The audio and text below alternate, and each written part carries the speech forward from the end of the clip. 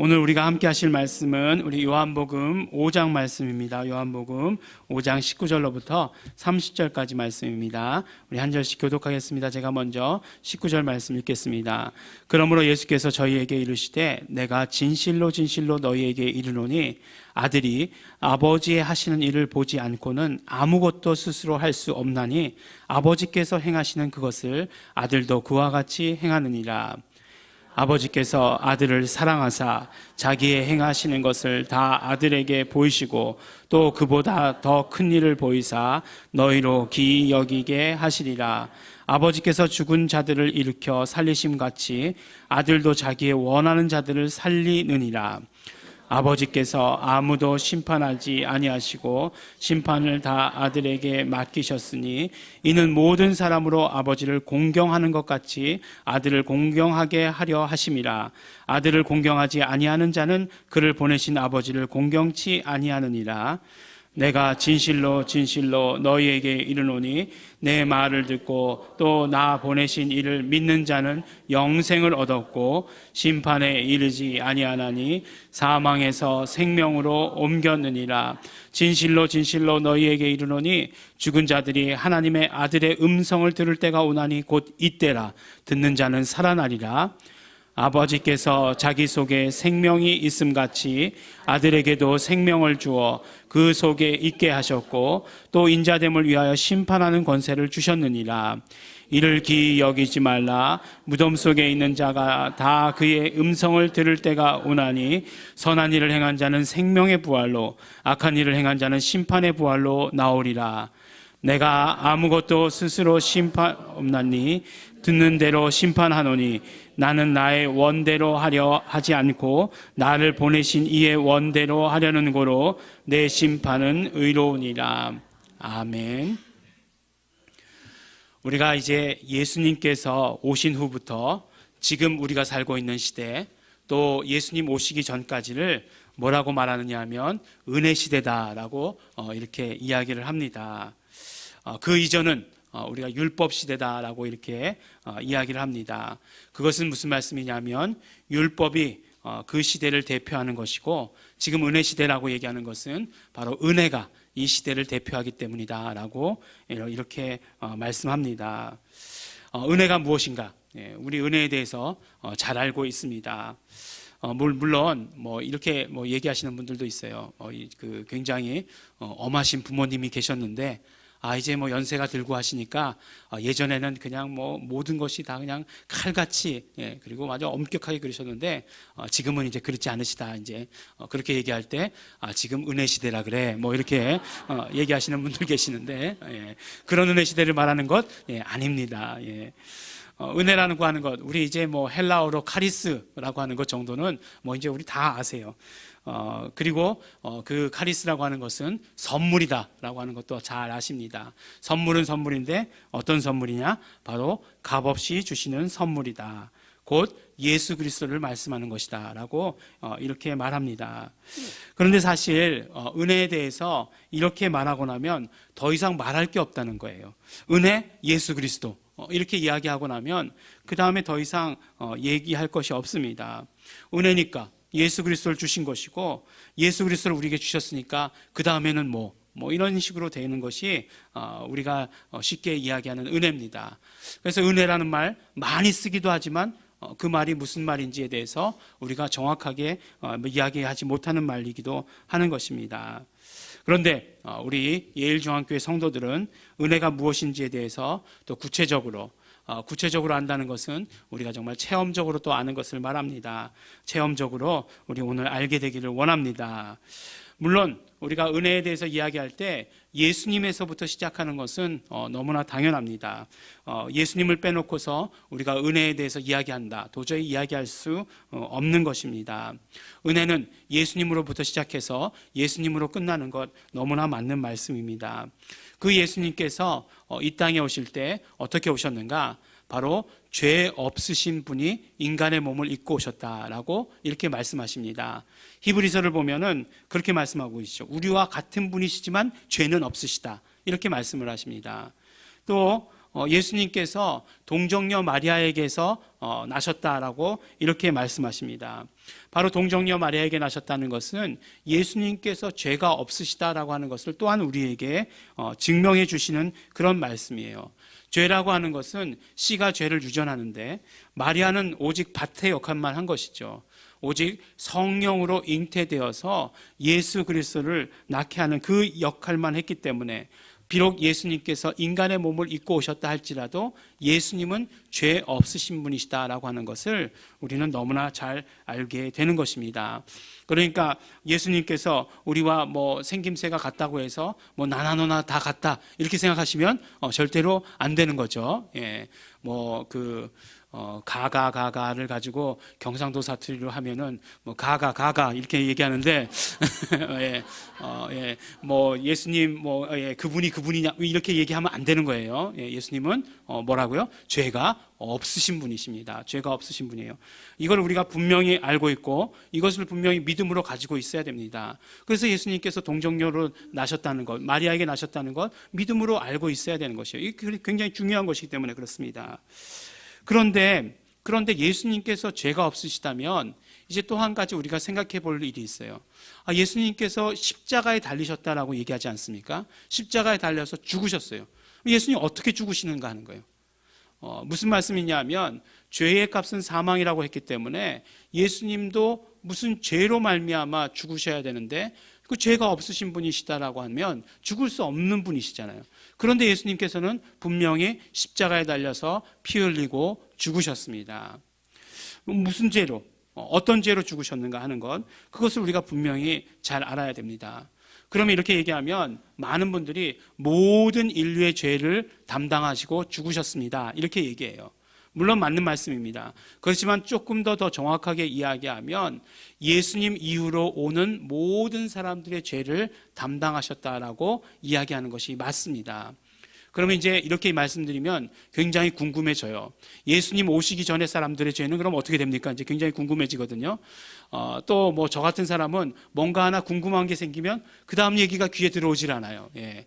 여러분들도 혹시 그런 분이 계시다라고 한다면 오늘은 거기에 대해서 얘기하지 않는다라는 것을 먼저 말씀드리니까 그것이 언제 나오는가 생각하지 마시고 일단 계속해서 우리가 말씀을 들어가기를 바랍니다. 예수님 이후에 사람들의 모든 죄를 담당하셨어요. 짊어지셨어요. 그러니까 어떻겠습니까? 예수님께서 이제 죽으실 수 있으셨던 것이에요. 그러니까 우리 잘 알아야 됩니다. 예수님은 예수님의 죄 때문에 죽은 것 절대로 아니에요. 예수님은 죄를 짊어지고 죽으셨어요. 죄를 짊어지셨기 때문에 죽으실 수 있으셨던 거예요. 그런데 그 죄가 누구 죄라고요? 바로 예수님 오신 다음에 모든 사람들. 그러니까 우리가 해당되나요? 안 해당되나요? 우리도 해당되죠. 우리의 죄를 짊어지고 지셨습니다.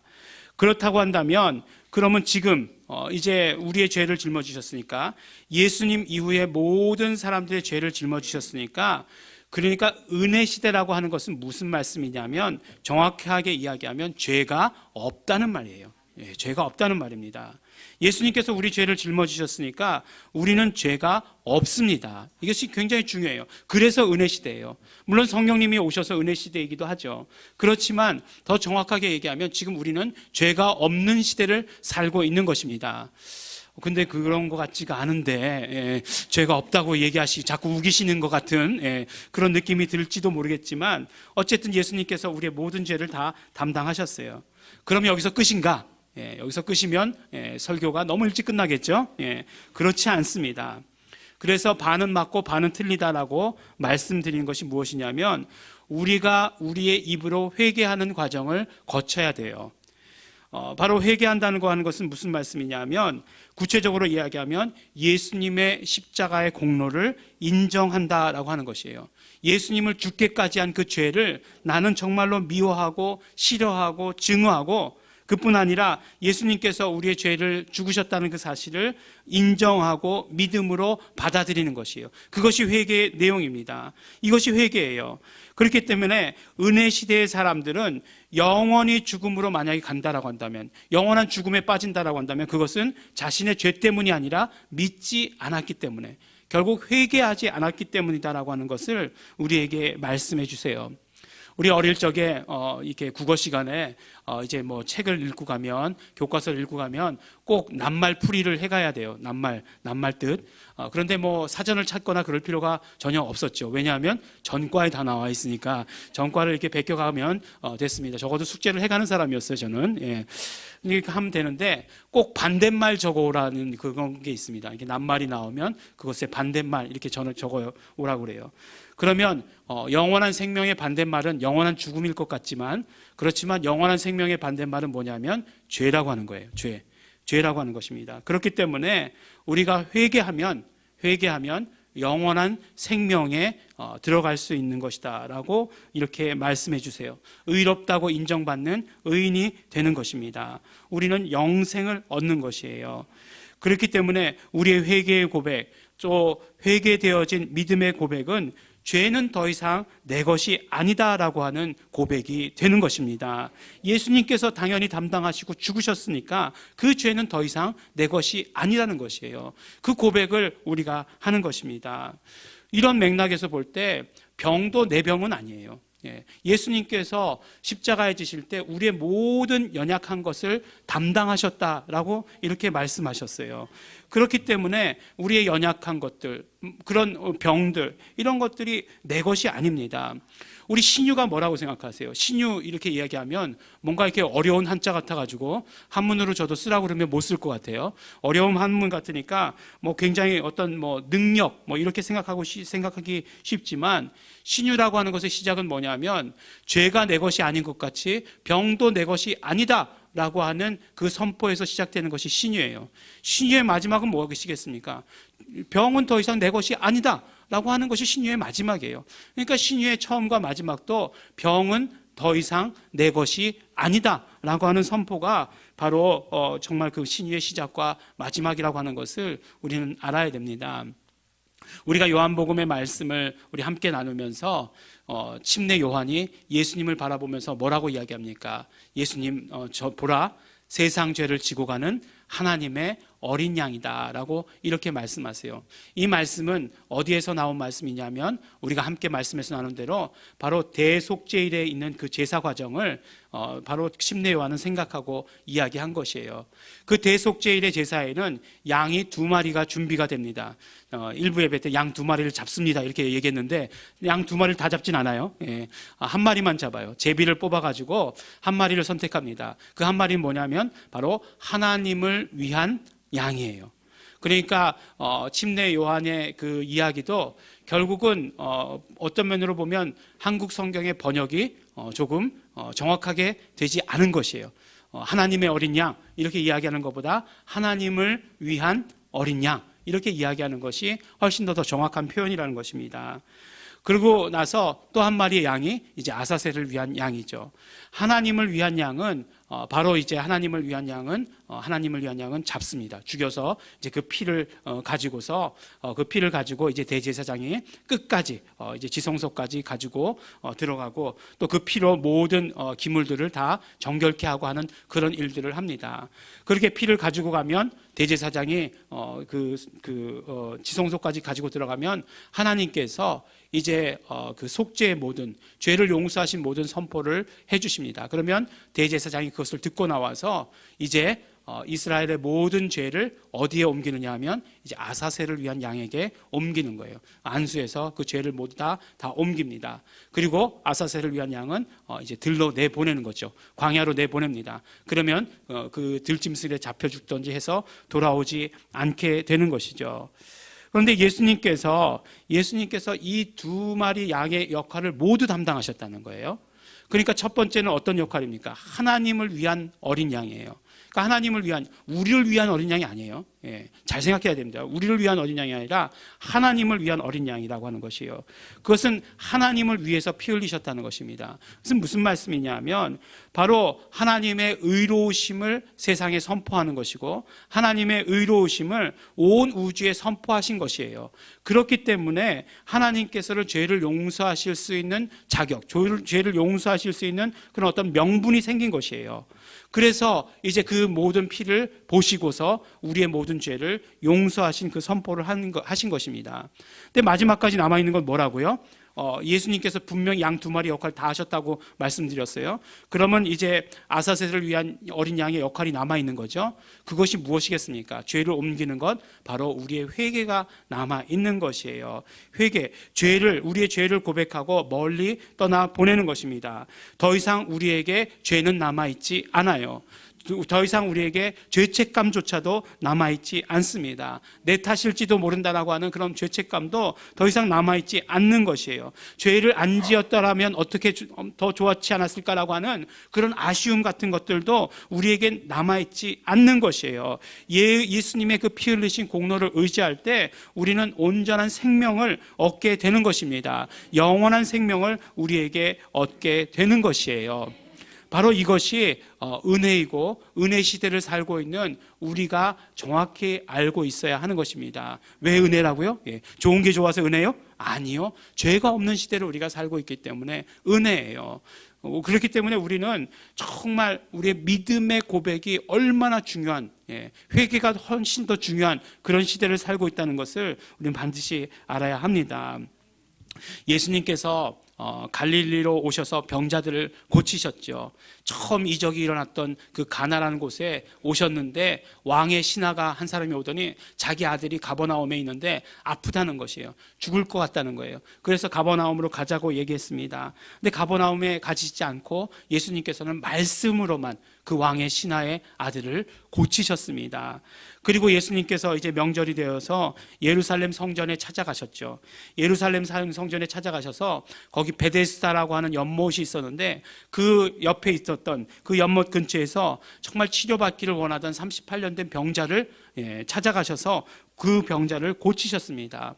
그날이 안식일임에도 불구하고 그 병자를 치료하셨어요. 그리고 우리에게 뭐라고 말씀하셨냐면 아버지께서 일하시니 나도 일한다라고 말씀하셨습니다.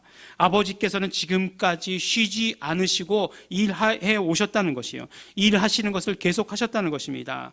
우리는 안식일은 쉬는 날인 줄 알고 있었는데 그래서 우리는 쉬는데 하나님은 쉬지 않으셨다라고 말씀해 주고 계시는 것이에요.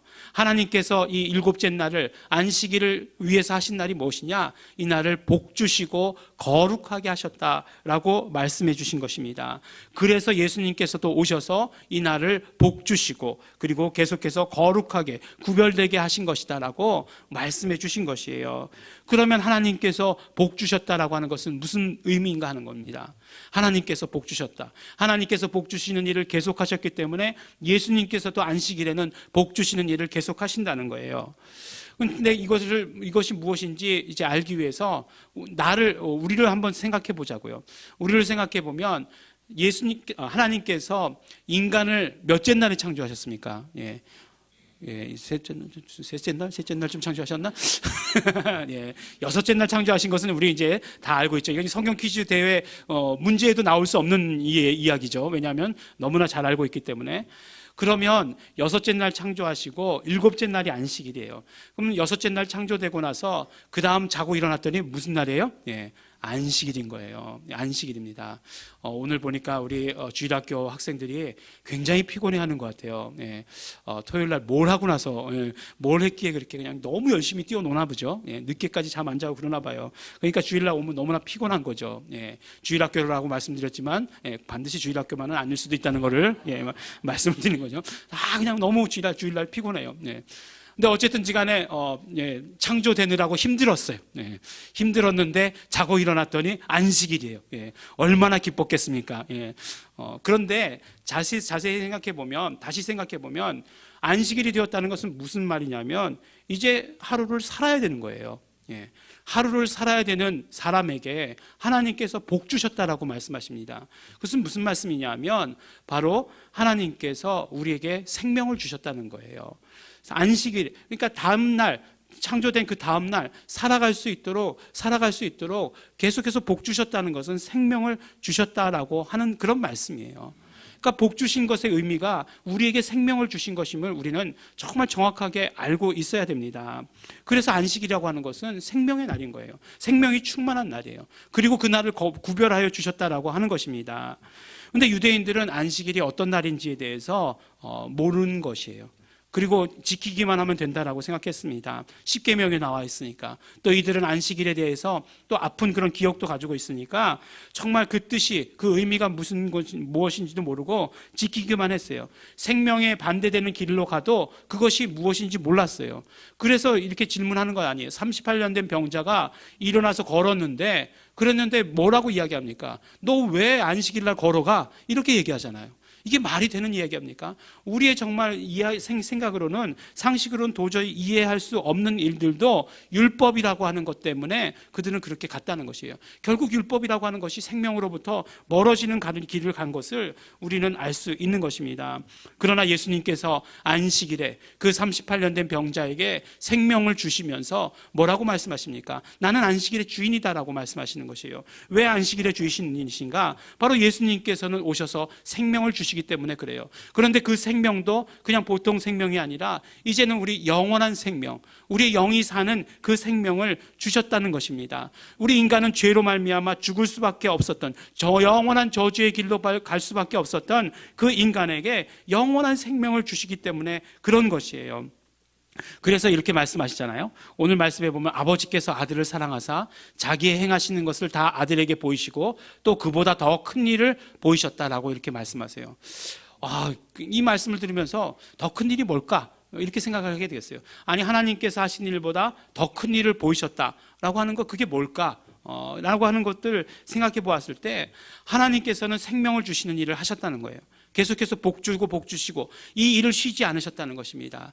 그런데 예수님께서는 오셔서 이제 정말 그 죄 때문에 영원한 저주로, 영원한 죽음으로 가는 자들에게 영원한 생명을 주셨다는 것이에요. 이 일이 더 큰 일이라는 것입니다. 우리에게 영원한 생명을 주셨다는 것이에요. 그래서 정말 예수님께서 오셔서 하시는 말씀을 듣고 믿는 자들은 생명을 얻는 것이다. 정말 그 보내시는 일을 믿는 자는 영생을 얻는 것이다라고 이렇게 말씀해 주고 계시는 것입니다. 오늘 보면은 정말 말씀을 읽다 보면은 너무너무 재밌는 것을 발견하게 돼요. 무슨 말씀이냐면 아버지 아들 계속해서 이 말씀이 나옵니다. 근데 자세히 읽다 보니까 어떤 이야기인지 알게 되냐면 결국 아버지하고 아들하고 하신 일이 같다라고 하는 것을 알게 됩니다. 보니까 하나님의 하시는 일을 아들에게 보여주셨다. 조금 전에 말씀드린 대로 그렇게 얘기하죠. 근데 아들은 뭐라고 말씀하시냐면 아버지의 하시는 일을 보지 않고는 스스로 할 수 없다라고 이렇게 말씀해 주시는 것이에요. 그리고 결국은 아버지께서 행하시는 그것을 아들도 그와 같이 한다라고 말씀하고 있습니다. 또 아버지께서 죽은 자들을 살리신 같이 아들도 자기의 원하는 자들을 살리신다라고 말씀해 주고 계세요. 또 재미있는 구절은 무엇이냐면 22절 말씀에 아버지께서 아무도 심판하지 아니하시고 심판을 다 아들에게 맡기셨으니 이렇게 말씀합니다. 그러니까 이 말씀을 들으면 이제 아들이 모든 것을 다 심판하시는구나 라고 생각할 수 있겠지만 오늘 읽은 마지막 30절을 읽으면 뭐라고 말씀하시냐면 내가 아무것도 스스로 할 수 없노라 듣는 대로 심판하노니 이렇게 말씀하고 있어요. 그러니까 뭐예요? 결국은 아버지께서는 아들에게 맡기셨다 얘기하는데 아들은 뭐라고 얘기하냐면 내가 듣지 않고는, 행하시는 것을 보지 않고는 아무것도 나 혼자 못한다 이렇게 말씀하시는 것 아니겠어요? 그런데 이 관계를 어떻게 딱 설명을 하냐면, 정의하냐면 이렇게 정의를 하고 있어요. 아버지께서 아들을 사랑하사 라고 이렇게 얘기하십니다. 그러니까 아버지와 아들이 온전히 하나 되어서 딱 어떤 분들은 삼위일체 딱 이렇게 얘기하실지 모르지만 그 이야기를 하지 않는다 할지라도 완전히 하나 되셔서 하나의 일들을 하고 계시는 것을 우리는 보게 된 것입니다. 그런데 그것이 무엇이라고요? 이 구별 없이 하시는 이것이 바로 아버지께서 아들을 사랑하셨기 때문이다 라고 이렇게 말씀해 주시는 것이에요. 그래서 아버지께서 생명의 일을 쉬지 않고 해 오시니까 아들도 이 땅 가운데 오셔서 그날이 안식일이든 그날이 어떤 날이든 간에 계속 생명의 일을 쉬지 않고 해 오시는 것이에요. 병자들을 고치시는 것을 통해서 우리에게 그것을 보여주신 것입니다. 모두가 다 생명에 관한 일을 하셨다는 것이에요. 그런데 보니까 오늘 말씀에 나오지 않았지만 요한복음 17장 마지막 절 말씀에 보면 이렇게 말씀하고 있어요. 내가 아버지의 이름을 저희에게 알게 하였고 또 알게 하리니 이는, 왜 알게 하느냐? 이는 이것 때문이다. 이런 말씀이죠. 나를 사랑하신 사랑이 저희 안에 있고 나도 저희 안에 있게 하려 함이니라. 이렇게 말씀하고 계세요. 이 말씀을 보니까 무슨 말씀이냐면 바로 하나님께서 분명히 아들을 사랑하셨다는 거죠. 오늘 말씀에도 나와 있으니까. 그런데 우리가 예수 이름을 알면 우리도 예수 그리스도 안에 있게 되는 것이고, 예수님이 우리 안에 있게 되는 것이고, 우리도 하나님의 사랑을 받게 된다, 이렇게 말씀하고 계시는 것이에요. 우리도 하나님의 사랑을 받는 자라는 것이에요. 그러니까 아버지께서 아들을 사랑하사, 이렇게 말씀하신 것 같이 우리도 아들 삼아 주셔서 아버지께서 우리를 사랑하셨다라고 이렇게 말씀하시는 것입니다. 그러면 우리가 아버지의 사랑을 받으면 우리에게서 일어나는 일은 무엇입니까? 바로 오늘 말씀해 주신 대로 생명이 충만하게 되는 것이죠. 정말 우리 사랑받는 우리에게 있어서는 생명이 충만해지게 되는 것이에요. 이거는 정말 우리 인간끼리도 그렇지 않습니까? 누구에게 정말 그 사랑받는, 아이들이 사랑받고 있구나 아닌가 하는 것 금방 알 수 있잖아요. 사랑받는 아이들은 뭔가 밝아요. 뭔가 생명력이 넘쳐요. 어른들도 마찬가지예요. 사랑받고 있는 사람들을 보면 금방 알 수 있습니다. 정말 사랑받고 있구나. 누구에게든지 그것이 누구나 할지라도 사랑받고 있구나 하는 것을 알게 돼요. 그런데 우리가 하나님의 사랑을 받게 되면 어떻게 된다고요? 우리에게 생명이 충만한 거예요. 생명이 충만해지는 것입니다. 생명이 영원한 생명으로 충만해지시는 것이에요. 예수 그리스도 안에 있으면 정말 생명으로 복 주시고 복 주시는 그 생명이 우리에게 충만해 주시고 있는 것이에요. 그리고 또한 무엇입니까? 우리가 아버지의 사랑을 받고 있다라고 한다면, 예수님께서 아버지의 사랑을 받으셨을 때 아버지의 일을 하셨던 것처럼 우리도 마찬가지로 아버지의 사랑을 받으면 아버지의 일을 그대로 해야 한다는 것입니다. 아버지의 일이 어떤 일이에요? 바로 생명을 살리는 일을 해야 한다는 것입니다. 이제 더 이상 우리가 죄로 인해서 죽지 않는다는 그 사실을 우리는 나가서 알려야 되는 것이에요. 예수님께서 우리 죄를 담당하셨으니 죄는 더 이상 우리 것이 아니다. 예수를 믿기만 하면 우리에게는 영생이 있다 하는 이 사실을 예수님께서 말씀하신 것처럼 우리도 말해야 하는 것이에요. 그래서 많은 사람들로 하여금 영원한 생명을 가질 수 있도록 해야 한다는 것입니다. 또한 그뿐만 아닙니다. 예수를 믿기만 하면 그 죄뿐만 아니라 예수님께서 우리의 모든 연약한 것까지도 짊어지셨으니까 더 이상 병도 내 것이 아니다 라고 하는 사실을 알리는 것이에요.